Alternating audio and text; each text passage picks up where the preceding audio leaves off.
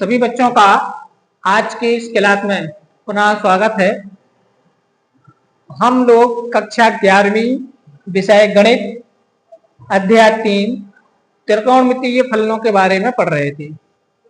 पिछले वीडियोज में मैंने आप लोगों को पिछली क्लास में आप लोगों को चतुर्थांश सूत्र के बारे में बताया था और वहां पर हमने 48 सूत्र उसके बनाए थे, जिसमें साइन 90 माइनस थीटा से लेकर के साइन 360 प्लस थीटा तक के सूत्र सम्मिलित थे। तो आप लोगों को 360 माइनस थीटा तक के सूत्र बना दिए थे और एक सूत्र कौन सा रह गया था, 360 धन थीटा। वो बार आप लोगों को बनाने के लिए दिया था लास्ट कैटेगरी का।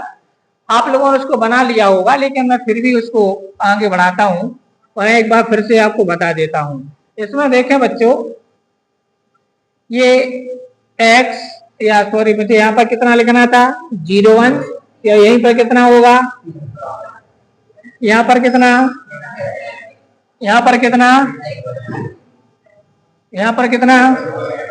अभी ऐसा क्यों है, तो पिछली वीडियो में आपको ये बताया गया है। यहाँ पर ऑल, फिर क्या लिखते थे, सिल्वर, फिर टी, फिर कप्स, सभी चांदी के मग हो गया। यहाँ पर SI का मतलब क्या है, साइन, साइन का उल्टा कॉसेक, ये दो होंगे पॉजिटिव। यहाँ पर T का मतलब क्या है, टेन, और ये कॉट, ये दोनों पॉजिटिव होंगे। T से ये निकलेंगे, है ना, S से ये निकलेंगे, और C से क्या निकलना है, कॉस और सेक, ये दोनों पॉजिटिव। बाकी सारे के सारे कैसे होंगे, यहाँ ऑल पॉजिटिव। ऑल मतलब सभी तर्कों में अनुपात यहाँ पर पॉजिटिव होंगे, ठीक है ना, ये अपन ने सीखा था। अब जो लास्ट वाले कैटेगरी के सूत्र थे, यानी कि 360 प्लस थीटा के लिए, इसके पहले तक के सूत्र आपको पिछले वीडियोज में मिल जाएंगे। जिन्होंने नहीं देखा है तो उसको देख लेना, बहुत इंपॉर्टेंट है वो, ठीक। अब 360 प्लस थीटा, या इसी को मैं क्या लिख सकता हूँ, हाँ इसी को मैं लिख सकता हूँ 2 पाई प्लस थीटा के लिए सूत्र बता रहा हूँ इसके लिए, ठीक है।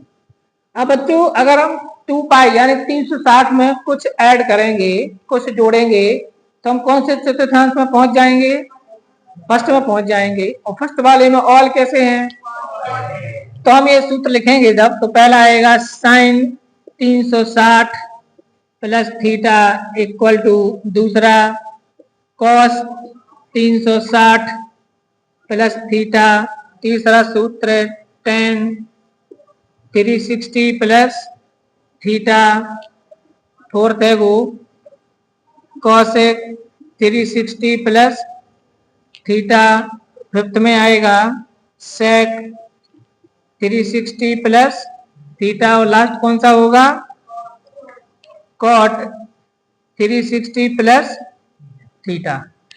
अब 360 पर चेंज नहीं करना है, साइन का साइन रहेगा, कॉस का कॉस रहेगा, टेन का टेन, कोट का कोट, कोसेक का कोसेक, सेक का सेक, सब वही रहेंगे। अब 360 प्लस थीटा, अगर मैं थीटा को यहाँ बच्चों की नीन कोण है, तो थीटा की नीन कोण है 360 धन थीटा। मैं 360 में अगर हम कुछ ऐड करेंगे, मान लीजिए थीटा का मान 20 अंश है, तो 360 में 20 जोड़ेंगे तो 380, तो पहले में पहुंच जाएंगे, क्योंकि ये 360 यहाँ तक अपर, यहाँ आ गया वापस, सब पॉजिटिव रहेंगे। तो सबके सामने क्या लगाना है, यानी कि माइनस में तो एक भी सूत्र नहीं होगा, एक बात समझ में आती है, और चेंज भी नहीं होना है। तो कॉस साइन 360 धन थीटा बराबर साइन थीटा, यहाँ पर कॉस थीटा, इसका क्या आएगा टेन थीटा, इसका क्या आएगा कॉसेक थीटा, इसका क्या आएगा सेक थीटा, इसका क्या आएगा कॉट। तो हमारे 360 प्लस थीटा वाले सूत्र बन गए। इन्हीं को हम 360 लिखें चाहे 2 पाई लिखें, बोथ आर सेम। तो ये बात तो आपको समझ में आ गई है। अब दूसरी महत्वपूर्ण बात सुनिए आप लोग बच्चों, जैसे आपसे बोला जाए कि बताइए 720 अंश का मान कितना है, 750 अंश का मान कितना होगा। अब 750 का मतलब क्या हुआ, जैसे आपको 750 अंश है, 1120 अंश है, 1800 अंश है, ऐसे ऐसे आपसे पूछे जाए, तो एंगल का मेजरमेंट तो 360 के ऊपर जाएगा नहीं। तो 360 के ऊपर जा रहा है यदि, तो इसका मतलब क्या है, इसका मतलब क्या है, इस बात पर फोकस करना। तो अगर कोण 360 से ऊपर जा रहा है, इसका मतलब हुआ कि नया चक्र स्टार्ट हो गया है। अगर 360 से ज्यादा का कोण, कोई कर्ण 360 अंश से ज्यादा का कोण बनाती यदि, तो इसका आशय क्या है, दूसरा चक्र स्टार्ट हो गया है। अगर वह 720 के बाद कोण बनाती है, 720 से ज्यादा, तो तीसरा राउंड स्टार्ट हो गया है। जैसे ये 750 अंश है, तो मैं 750 अंश को लिखूंगा, ध्यान देना मैं क्या लिख रहा हूं, 360 गुणे 2 धन 30, ऐसा लिखूंगा मैं। करो, 360 का 2 गुना करेंगे, 36 दूनी 72, 720 अंश होगा। 720 में 30 ऐड करो, 750 हो, यही चीज लिखी ना। तो कोई मुझे इसका अर्थ बताएगा, इसका अर्थ क्या है? इसका अर्थ है कि जो रेखा घूम रही है ना, उसने 2 राउंड पूरे कर लिए हैं और तीसरे राउंड को स्टार्ट करके वह 30 डिग्री तक पहुंच गई है। सबको समझ में आ गई? क्लियर हो रहा है ना बात? यानी अगर एंगल 360 से ज्यादा आ रहा है, इसका मतलब होता है कि नंबर ऑफ साइकिल पूरे हो गए हैं। बात समझ आ गई? ध्यान से सुनना, मेरी बात को आप पकड़ पाओ तो बहुत अच्छा है। जैसे ये 360 प्लस थीटा का सूत्र है, तो मैं आपसे पूछूं कि बताइए 720 प्लस थीटा का सूत्र क्या होगा? 720 प्लस थीटा का सूत्र ऑफ कोर्स यही होगा। बताओ मुझे क्यों होगा यही? कि मैं कह रहा हूं यही होगा भाई। 720 का मतलब क्या हुआ? 2 राउंड लग गया उसके, एक लग गया और फिर तो वापस कहां पर आ गई वो? तो ये सूत्र बोले चाहे ये सूत्र बोले, दोनों सेम है। क्या ये बात आप समझ पा रहे हो? दोनों कैसे हैं? अगर मैं 720 की जगह पर 1080 लिख दूं, तब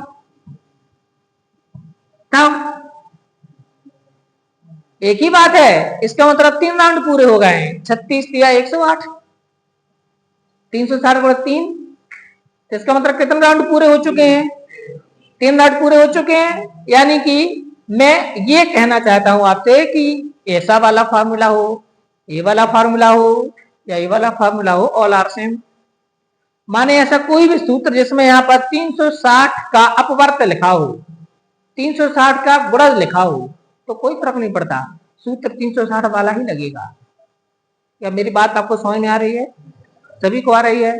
तो मैं क्यों ना इस सूत्र को व्यापक रूप में लिख दूं।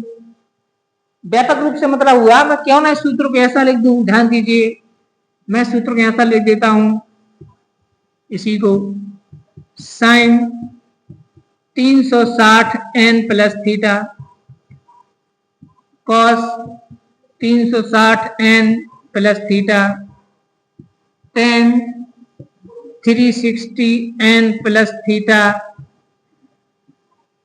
Cos 360 n plus theta sec 360 n plus theta और कॉट 360 n प्लस थीटा, जहां पर n है नंबर ऑफ साइकिल, यानी n कोई प्राकृत संख्या है। n इक्वल टू यहां पर क्या होगा, जो n की वैल्यू है वो 1 2 3 डॉट डॉट डॉट इत्यादि हो सकती है। आपकी समझ में आ रही बात कि नहीं आ रही है? तो अब आप बताइए, चाहे ये वाला सूत्र बोले चाहे ये वाला बोले, एक ही है ना? एक ही है। ये सबको क्लियर हो रहा है दिमाग में कि एक ही बात है? क्योंकि यही सूत्र लगना है आगे जाकर के, एन वाला ही। तो यहाँ पर एन क्या है? नंबर ऑफ साइकिल, चक्रों की संख्या। ठीक है ना? ये सूत्र कब काम आएगा? जब 360 अप एंगल बनेंगे तभी हमें काम आएगा।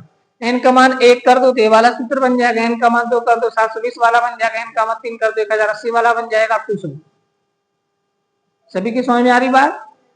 अच्छा, इसी सूत्र को मैं ऐसा भी तो लिख सकता हूं, sine 2n pi plus theta cos 2n pi plus theta. लिख सकता हूं क्या ऐसा? ऐसा क्यों लिख सकता हूं, मुझे कोई बताओ? हाँ, 2n पाई लिख दे चाहे 2 पाई n लिख दे, लेकिन 2n पाई पढ़ा जाता है इसको, क्योंकि n एक नंबर होता है तो आगे लिख देते हैं प्लस थीटा। तो ये सूत्र चाहे ऐसा लिखा हो, मतलब ये लिखा है इन टर्म ऑफ डिग्री, ये लिखा है इन टर्म ऑफ रेडियन। बात समझ में आ रही है? समझ में आ रही है ना बात मेरी? तो चाहे सूत्र को ऐसा लिखें। अब इससे क्या होता है, बच्चे डिस्टर्ब हो जाते हैं, उनको लगता है कि ये सूत्र तो हमने पढ़ा ही नहीं है, ये पता नहीं कहां से आ गया। तो क्या हमने ये सूत्र नहीं पढ़ा है? पढ़ा है, वही चीज है वो तो नहीं है। ये कोई भी सूत्र इस टाइप से हो, इन सब का सूत्र आंसर यही है। यानी इसका आंसर क्या होगा? साइन थीटा, हाँ बोलो, cos theta, tan theta, cosec theta, sec theta और ये कॉट थीटा। बात समझ आ रही ना? अब क्या होगा, जब हमें कोई बहुत बड़ा एंगल दिया जाएगा जिसकी वैल्यू निकालना होगी, तो हम इस सूत्र को लगाएंगे इन किसी को। अब हमें करना क्या है, हमें सारे के सारे सूत्र मैंने आपको डिग्री में बताए हैं। डिग्री में इसलिए बताए हैं क्योंकि आपके दिमाग में भी एंगल डिग्री में चल रहा है, ठीक है ना, वो आपको अच्छी तरह याद है। लेकिन इस सारे के साथ सूत्र इन बुक या इन फ्यूचर आपको लिखने मिलेंगे तो यहाँ पर रेडियन में लिखा होगा। जैसे 90 माइनस थीटा वाले सूत्र है ना, तो पाई/2 माइनस थीटा लिखा होगा, तो सब ऊपर हेडिंग में लिखा अपन ने। जैसे कि इसमें लिखा 3 प्लस थीटा लिखा हो या 2 pi plus theta, both are same. ऐसे हर एक सूत्र के ऊपर हेडिंग में क्या लिखा हुआ है, 90 माइनस थीटा या पाई/2 माइनस थीटा, 90 प्लस थीटा या पाई/2 माइनस थीटा, 180 प्लस थीटा या पाई प्लस थीटा, 180 माइनस थीटा या पाई माइनस थीटा। 180 को पाई लिखा हुआ है, 270 को 3 पाई/2 लिखा हुआ है, तो 3 पाई/2 प्लस थीटा का हो या 270 प्लस थीटा वाला सूत्र वो तार से। तो मेरे कहने का मतलब ये है कि कुछ प्रमुख त्रिकोणमितीय वो कोणों के मान आपको रेडियन में भी मालूम होना चाहिए। 10th में जो आपने टेबल याद की थी, 0 अंश, 30 अंश, 45 अंश, 60 अंश, 90 अंश, अब हो जाएगी 0 अंश पाई/6 डिग्री, पाई/6 रेडियन, पाई/4 रेडियन, पाई/3 रेडियन, एट लास्ट पाई/2 रेडियन। समझ आएगी ना बात? अब ऐसी चलेगी वो, 6, 4, 3, 2। अब पाई के मान में आपको, यानी कि रेडियन में आपको याद करना पड़ेगा, ठीक है ना। आगे आप जो मैथमेटिक्स पढ़ेंगे तो डिग्री में नहीं आएगा, फंक्शन में या त्रिकोणमिति में, वो रेडियन में आएगा। तो आपको ये पता होना चाहिए कि रेडियन कितना अंश होता है, ठीक है ना। तो सारे के सारे कन्वर्ट करना आना चाहिए। तो ये सूत्र आप नहीं लिखे हो तो इनको लिख लो, इनको लिख लो, बस ये खत्म कर देते हैं। फिर हम आगे बढ़ते हैं और हम बात करते हैं अब इसके सवालों पर, ठीक है।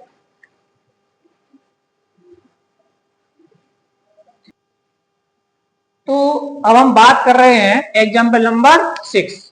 यहाँ से हम एक्सरसाइज 3.2 की ओर जा रहे हैं, ठीक है ना। तो अभी हमने चतुर्थांश के सूत्रों पर बात की, ग्राफ पर बात की, अब हम उसके कुछ मानों पर बात करेंगे। लेकिन पहले हमें ये निकालने को है, तो ये एग्जाम्पल नंबर 6 को अगर आप अच्छी तरह से याद करें तो 10th क्लास में भी था, लेकिन 10th क्लास में ये कंडीशन नहीं थी कि तृतीय चतुर्थांश में या किसमें, बस इतना आता था 10th तक कि cos x बराबर 3/5 तो अन्य त्रिकोणमितीय अनुपात ज्ञात कीजिए, इतना क्वेश्चन रहता था। क्या मैं सही कह रहा हूँ? अब थोड़ा सा बदल गया। अब क्योंकि हम 11th क्लास में आ गए, हम फलनों के बारे में डिटेल में पढ़ रहे हैं, तो अभी किसी भी क्वाड्रेंट में जा सकता है, ठीक है ना। तो बस इतना इसमें अंतर आ गया। अब एक बात बताइए, ये उसने दिया है आपको कि x कहां पर है, थर्ड क्वाड्रेंट में है, तो all silver T cups, all silver T cups वाले सूत्र के हिसाब से देखें तो थर्ड वाले में कौन पॉजिटिव होता है, 10 और उसमें नेगेटिव कौन कौन होंगे, कॉस, साइन, सेक और कोसेक, ये होंगे 4 नेगेटिव। तो देखो उसने वैल्यू नेगेटिव दी है ना, तो बिल्कुल कंफर्म हो गया। अब हम आपको ये भी देखो, इसको हल करोगे ना तो आपको 10 और कोट के मान जरूरी थोड़ी पॉजिटिव मिले या साइन और कॉस के मान नेगेटिव मिले, ये नहीं मिलेंगे वो।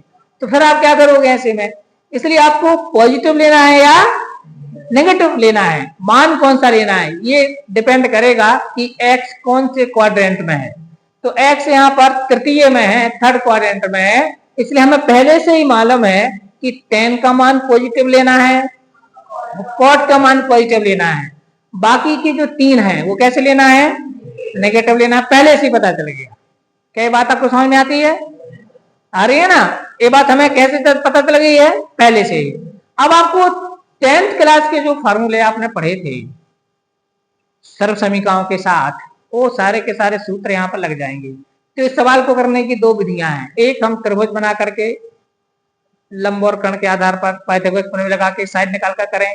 मैं उससे नहीं करूंगा, हम तो सूत्र लगा करके यहाँ पर करेंगे। त्रिकोणमितीय अनुपातों का एक दूसरे से संबंध होता है और सूत्रों को लगा करके इसको हल करेंगे। तो देखो यहाँ पर क्या आएगा, सॉल्व इस सवाल को देखें। मैंने बोला इसको करने की दो विधियां हैं, जब ये समझ नहीं आएगा तब दूसरी पर कभी अपन सोचेंगे। ठीक है, तो मुझे कॉस का मान दिया है, आपको दिया है बच्चों cos x equal to -3/5। Board पर ध्यान दीजिए। अब हमें सबसे पहले हम साइन का मान पता करेंगे। ठीक है, तो cos का साइन के पदों में सूत्र क्या होता है? Very good. तो हम जानते हैं कि साइन x इक्वल टू होता है अंडर रूट ऑफ, या यूं मान लीजिए sine square x equal to होता है 1 माइनस कॉस स्क्वायर एक्स। क्या ये जानते हैं? हम जानते हैं, सरसमी का 1 क्लास 10। अब कुछ नहीं करना है। अब यहाँ पर आपका sine square x equal to आएगा 1 माइनस कॉस की वैल्यू क्या लिखेंगे? -3/5। इस पर क्या लगाएंगे? इसका देखते चलिए कैसे कर रहा हूं। तो sine square x equal to आएगा 1 माइनस, अच्छा इसका इसका करेंगे तो प्लस में आएगा वो, तो 9/25 आएगा। और ध्यान से देखिए, तो sine square x equal to आ जाएगा 25, क्या आएगा? एलसीएम पे 25 माइनस 9 कितना बचेगा? तो sine square x equal to आएगा 16/25। तो साइन एक्स इक्वल टू क्या आएगा? इसका जब भी आप स्क्वायर रूट लगाते हैं तो आपको मालूम प्लस माइनस आता है, जानते हैं आप क्यों आता है? कोई इसका आंसर दे सकता है क्यों आता है? जल्दी बताओ क्यों आता है? 4 का स्क्वायर रूट 16 का और 25 का, हमारे पास दो वैल्यू आई हैं। तो एक्चुअली में इसमें से एक वैल्यू सही है, एक वैल्यू गलत है। प्लस में इसलिए लगाते हैं क्योंकि धन 4/5 का वर्ग भी 16/25 होगा और ऋण 4/5 का वर्ग भी 16/25 ही होगा। तो आपको कैसे पता चलेगा कि 16/25 किसका स्क्वायर है? माइनस वाले का है, या जैसे 4 किसका स्क्वायर है? +2 का भी है और -2 का भी है। +2 का स्क्वायर 4, -2 का स्क्वायर 4, तो 4 का स्क्वायर रूट निकालोगे तो कौन सा लोगे? अब वो 4 थोड़ी चिल्ला के बोलेगा कि मैं माइनस वाले का हूं या प्लस वाले का हूं, तो हम क्या करेंगे?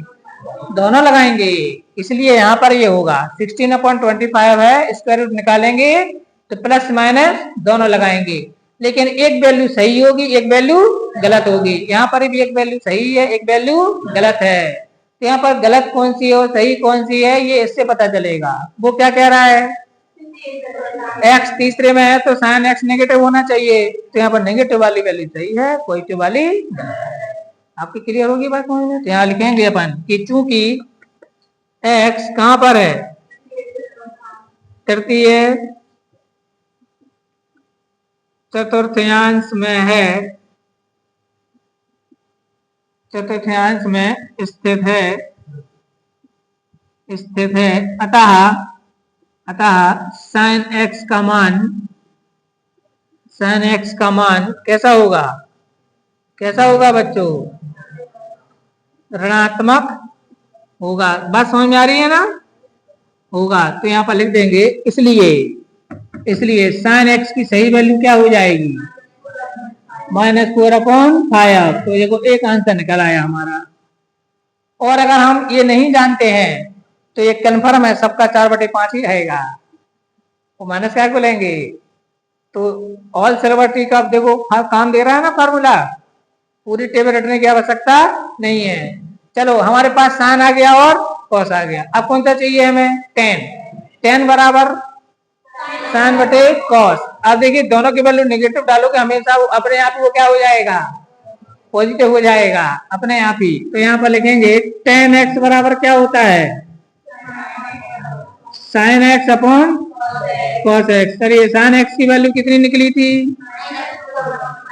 कॉस x की वैल्यू, तो माइनस माइनस कैंसिल, तो 4/5 मल्टीप्लाई 5/3, 5 कैंसिल, आंसर कितना आया? तो 10x की वैल्यू कितनी है यहाँ पर? पॉजिटिव ही है। हाँ, क्यों?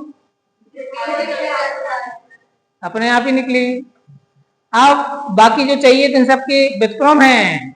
जैसे आपको चाहिए कॉसेक, किसका व्युत्क्रम है? तो साइन का व्युत्क्रम कर दीजिए, अपने आप ही माइनस में आएगा। तो हम यहाँ पर लिखेंगे कॉसेक x इक्वल टू होता है 1/sin x, होता है ना, इक्वल टू 1/sin x की वैल्यू कितनी है? -4/5, पे आ गया -5/4। तो लीजिए कॉसेक x भी आ गया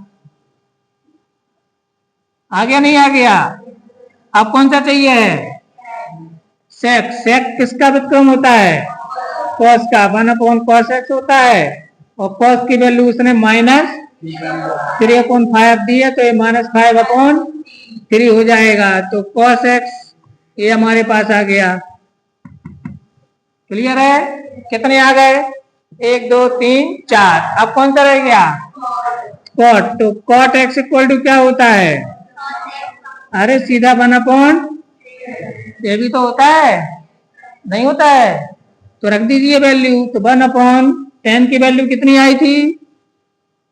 10 की 4/3। तो इसका इनवर्स क्या होगा? तो cot x इक्वल टू क्या आ गया? समझ आई बात? तो उसने 5 ज्ञात करने को बोले थे आपसे, तो ज्ञात हो गया। बाकी के 5 बस इतना काम कर लेना है, और बाकी के 5 ये हैं। चिन्ह का ध्यान आपको खुद को रखना है कि पॉजिटिव आएगा या नेगेटिव आएगा, आपको रखना है। ठीक है ना? नोट कर लीजिए।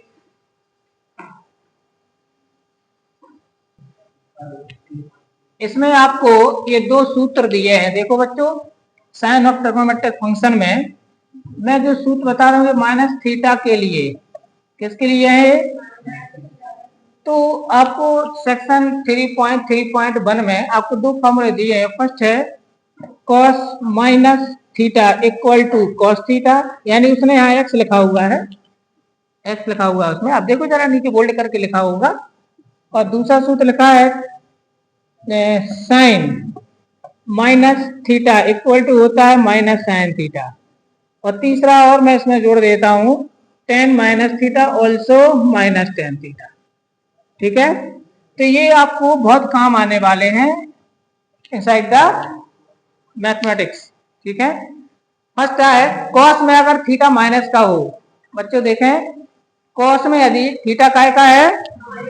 माइनस का है, तो फर्क नहीं पड़ता है, equal to plus cos theta ही होता है। आप उसका माइनस साइन हटा सकते हो, ये सूत्र लिख देना साइड में। क्लियर हो गया ना? बुक में मिल गया सभी को? ये हाईलाइट कर लीजिए। इसके बाद साइन में अगर थीटा माइनस का हो, तो आप माइनस को बाहर निकाल सकते हो, यानी कि -sin थीटा हो जाएगा। क्लियर? क्लियर है सभी को? और tan -theta equal to -tan theta, तो माइनस बाहर निकल आएगा। तो बच्चों इन दो में तो मुझे सीधा सीधा लग रहा है, आपको भी लग रहा होगा कि माइनस को कहां निकाल देना है, लेकिन ये बड़ा स्पेशलता है। इसमें अगर कॉस में थीटा माइनस का है, तो आपको माइनस को छोड़ देना है, सीधा ये मान के चलना है कि कॉस थीटा वाला फलन है। समझ आ रही बात आपको कि नहीं आ रही है? अब यही चीज आपको आपकी बुक में एग्जाम्पल के अंदर चाहिए है। तो मैं आपको पहले इसके एग्जाम्पल पर बात करूं, तो अब आप देखिए, अभी हमने कौन सा एग्जाम्पल सीखा था? 6 नंबर। 7 नंबर तो सेम है। एग्जाम्पल 8 देखो और एग्जाम्पल 9। एग्जाम्पल 8 दिख रहा है सभी को? उसमें क्या लिखा है? Find the value of sine 31 π/3। इसकी वैल्यू आपको फाइंड करनी है, कितनी होगी? बहुत अच्छा सवाल है। ठीक है ना? बहुत अच्छा सवाल है कि ये कैसे होगा। किसी के दिमाग में कोई आइडिया है कैसे होगा? हाँ, तो तोड़ेंगे इसको, तो कैसे तोड़ेंगे? 31 π/3 आपको दिया हुआ है, तो इसको हम तोड़ेंगे तो कैसे तोड़ेंगे? कोई आइडिया है आपके पास? आप एक काम करिए, देखो वैसे तो कई तरीके हैं और उसमें आपको जो सरल समझ आएगा वो आपको बता दूं। आप 31 को 3 से भाग दीजिए। पहले मैं यहाँ सीधा सॉल्यूशन बता रहा हूँ, देखो अपना अपना तरीका हो सकता है समझाने का, ठीक है ना। मैं 31 को 3 से भाग दे रहा हूँ। 31 को कितने से भाग दूं? 3 से। तो कितने बार जाएगा मुझे बताओ? 10 बार जाएगा, नहीं जाएगा?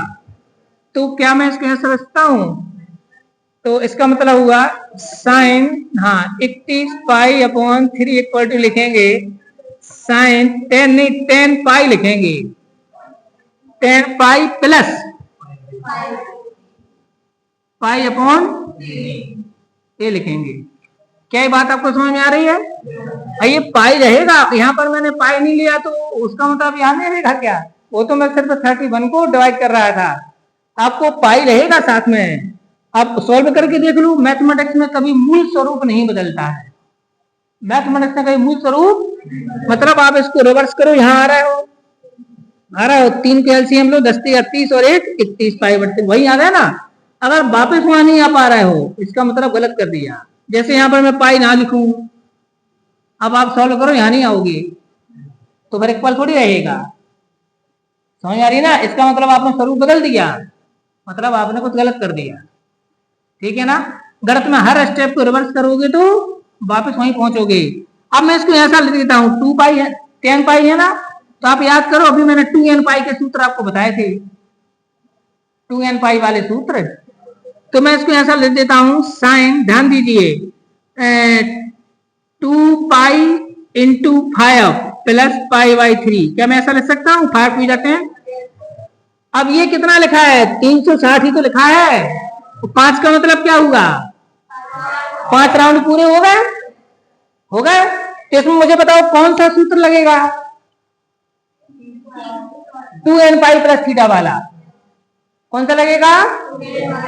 अब मैं यहां लिख देता हूं, देखो चूंकि sine 2 pi n plus theta equal to sine theta होता है, नहीं होता है? ये वाला सूत्र इसके अंदर लगा देंगे।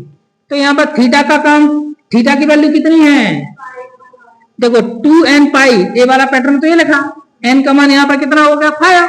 तो मैंने आपको पहले बताया n का मान कोई भी प्राकृत संख्या हो सकती है, 1 2 3 4 कुछ भी, जितने राउंड लगा लेगा उतना हो जाएगा।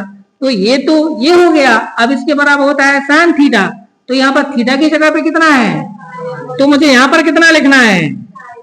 साइन पाई बाई 3 लिखना है, थीटा नहीं लिखना है। क्या लिखना है मुझे? क्यों? क्योंकि मेरे क्वेश्चन में पाई का काम कौन कर रहा है? थीटा का काम कौन कर रहा है? पाई अपॉन 3 लिखेंगे। और साइन पाई अपॉन 3 मतलब कितने अंश है?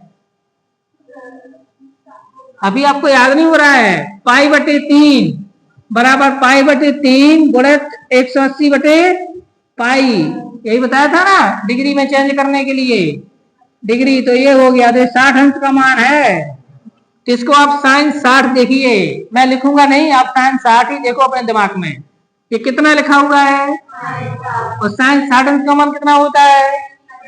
√3/2। इसका मतलब है साइन 31 पाई अपॉन 3 की वैल्यू √3/2 होती है।